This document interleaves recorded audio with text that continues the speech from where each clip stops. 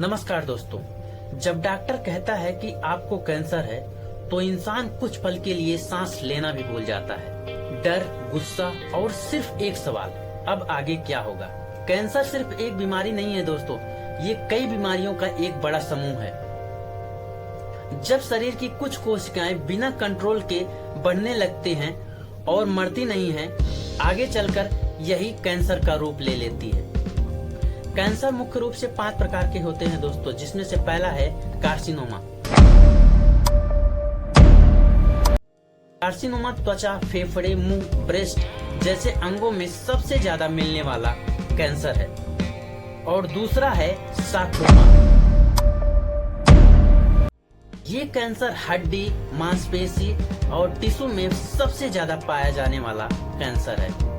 And तीसरा है leukaemia. Leukaemia मुख्य रूप से एक ऐसा कैंसर है दोस्तों जो हमारे ब्लड में पाया जाता है, जिसे हम ब्लड कैंसर कहते हैं। और चौथा है लिम्फोमा। ये कैंसर हमारे लिम्फ नोड्स और इम्यून सिस्टम का कैंसर होता है। और पांचवा है brain and nervous system cancer. ये कैंसर मुख्य रूप से हमारे ब्रेन और नर्व्स में पाया जाता है। अभी तक हमने ये सीखा दोस्तों कि मुख्य रूप से कैंसर कितने प्रकार का होता है। आगे हम ये सीखेंगे कि कैंसर के कितने स्टेज होते हैं और कौन से स्टेज में पेशेंट को कौन सी थेरेपी, कौन सी सर्जरी और कौन सी ट्रीटमेंट दी जाती है, जिससे हमारा पेशेंट कितना रिकवर कर सकता है और कौन से स्टेज में रिकवर होने के चांसेस बहुत कम होते हैं और कौन से स्टेज में हम रिकवर कर सकते हैं, जिसमें से है हमारा फर्स्ट स्टेज। इस स्टेज में कैंसर बहुत छोटा होता है, सिर्फ एक जगह तक सीमित रहता है। इस स्टेज में इलाज, सर्जरी और रेडियोथेरेपी दी जाती है।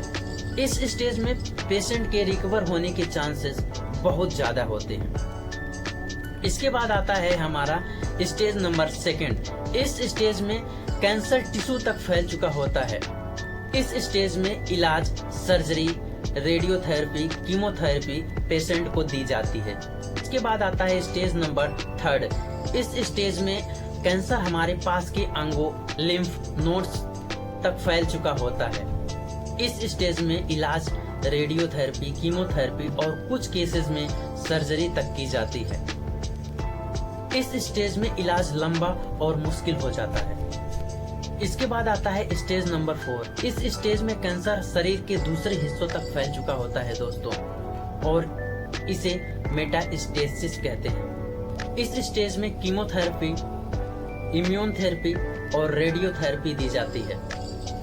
इस स्टेज में पेशेंट का इलाज पेशेंट की लाइफ को बढ़ाने और दर्द को कम करने के लिए किया जाता है। और स्टेज 4 में पेशेंट का बचना लगभग नामुमकिन हो जाता है दोस्तों। कीमोथेरेपी एक दवाई इलाज है जो तेजी से बढ़ने वाले कैंसर कोशिकाओं को मारती है, लेकिन इसके कई साइड इफेक्ट भी होते हैं दोस्तों, जैसे बाल झड़ना, उल्टी, कमजोरी, इम्यून सिस्टम का कमजोर होना। लेकिन यही एक इलाज है जिसने लाखों जिंदगियां बचाई हैं। आज कैंसर को खत्म करने के लिए केवल कीमोथेरेपी ही एकमात्र ट्रीटमेंट नहीं है दोस्तों।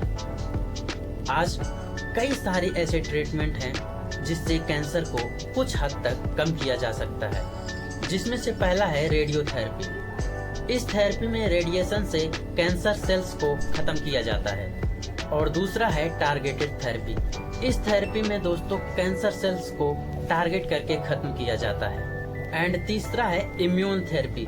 इस थेरेपी में इम्यून सिस्टम को मजबूत करके उसी से कैंसर सेल्स पर हमला करवाया जाता है। यानी दवा सीधे कैंसर को नहीं मारती, बल्कि शरीर को उससे लड़ना सिखाती है। कैंसर से 100% बचाव नहीं है, लेकिन खतरा कम किया जा सकता है। तंबाकू और शराब छोड़े, हेल्दी खाना, रोज चलना, एक्सरसाइज करना, वजन कंट्रोल और समय समय पर जांच करना। कैंसर के किसी भी लक्षण को नजरअंदाज ना करें। कैंसर डरावना जरूर है, लेकिन अजेय नहीं। जल्दी पहचान, सही इलाज और हिम्मत से कैंसर को हराया जा सकता है।